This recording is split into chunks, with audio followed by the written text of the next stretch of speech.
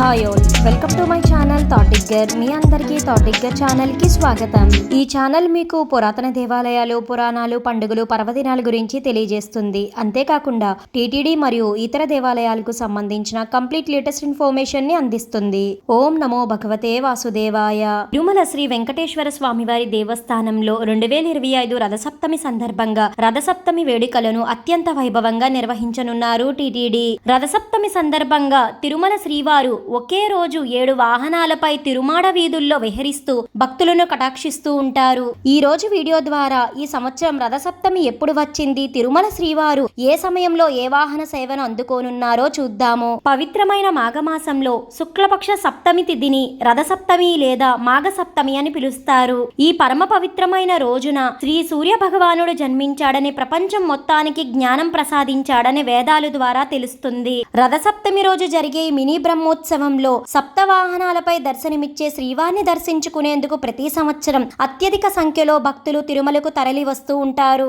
ఈ సంవత్సరం రథసప్తమి శ్రీ సూర్య జయంతి 2025 ఫిబ్రవరి 4వ తేదీ మంగళవారం నిర్వహించుకోవాలి. ఈ రథసప్తమి రోజే ఫిబ్రవరి 4వ తేదీ మంగళవారం ఉదయం నుంచి సాయంత్రం వరకు 7 వాహనాలపై శ్రీ మలయప్ప స్వామి వారు ఊరేగుతూ భక్తులను ఆశీర్వదించనున్నారు. ఫిబ్రవరి 4వ తేదీ మంగళవారం ఉదయం 5:30 గంటల నుండి 8 గంటల వరకు శ్రీ స్వామివారు సూర్యప్రభ వాహన సేవను అందుకోనున్నారు. ఈ రోజు సూర్యోదయం 6:44 ఉంటుంది. ఇక ఉదయం 9 గంటల నుంచి 10 గంటల వరకు శ్రీవారు చినశేష వాహన సేవను అందుకోనున్నారు. అలానే ఉదయం 11 గంటల నుంచి మధ్యాహ్నం 12 గంటల వరకు శ్రీవారికి అత్యంత ప్రీతికరమైన గరుడ వాహన సేవను అందుకొని భక్తుల ముందుకు రానున్నారు.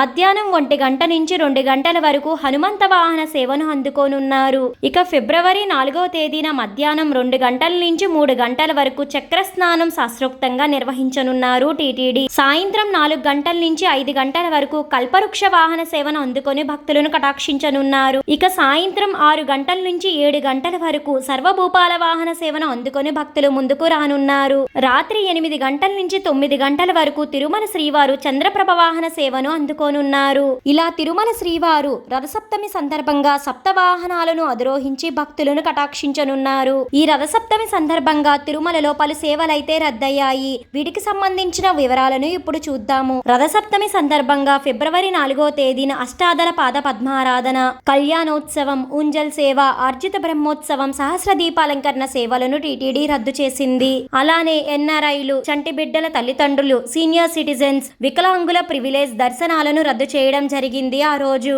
అంతేకాకుండా తిరుపతిలోని ఫిబ్రవరి 3వ తేదీ నుంచి ఫిబ్రవరి 5వ తేదీ వరకు స్లాటెడ్ సర్వదర్శనం టోకెన్లు జారీ చేయడం ఉండదు. ఇక ప్రోటోకాల్ ప్రముఖులకు మినహా విఐపి బ్రేక్ దర్శనాలను రద్దు చేశారు టీటీడీ. బ్రేక్ దర్శనాలకు సంబంధించి ఫిబ్రవరి 3వ తేదీన ఎలాంటి సిఫార్సు లేఖలు స్వీకరించరు.